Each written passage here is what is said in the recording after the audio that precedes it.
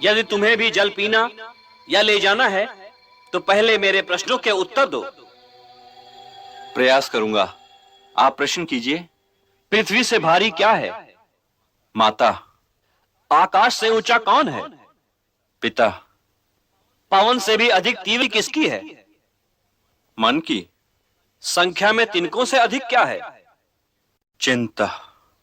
मृत्यु के समीप हुए पुरुष का मित्र कौन है? दान। धर्म, यश, स्वर्ग अथवा सुख का मुख्य स्थान क्या है? धर्म का मुख्य स्थान दक्षता है और यश का मुख्य स्थान दान। स्वर्ग का मुख्य स्थान सत्य है और सुख का मुख्य स्थान शील। भरत श्रेष्ठ, तुमने मेरे सारे प्रश्नों के ठीक उत्तर दिए हैं, इसलिए इन चारों भाइयों में से जिस एक को चाहो वो जीवित हो सकता है। यदि इनमें से एक ही जीवित हो सकता है तो हे यक्ष, मैं अपने प्रिय अनुज महावीर नकुल को जीवित देखना चाहता हूं। हे कुंती नंदन, भीम और अर्जुन जैसे भाइयों को छोड़कर तुमने नकुल के ही जीवित होने की इच्छा क्यों की? मेरे लिए माता कुंती और माता माद्री में कोई अंतर नहीं। मैं दोनों माताओं के प्रति समान भाव रखता हूं।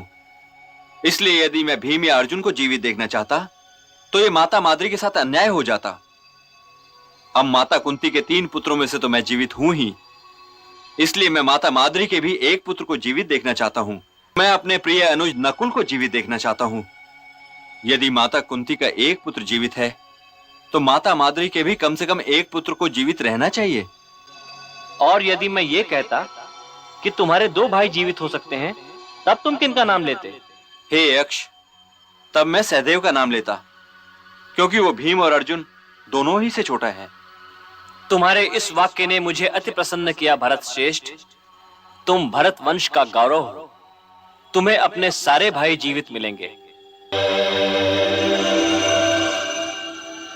भगवान यक्ष तो आप हैं नहीं, क्योंकि यक्ष जीवन दान नहीं दे सकते। आप तो कोई देव श्रेष्ठ ही हो सकते हैं। कृपया अपना परिचय दीजिए। हे ज्येष्ठ कुंती पुत्र, मैं धर्मराज हूं और तुम्हें देखने के लिए ही यहां आया था।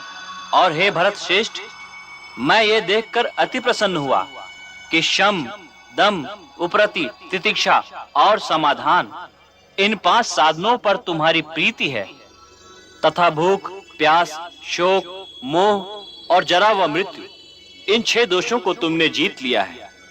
तुम्हारा मंगल हो।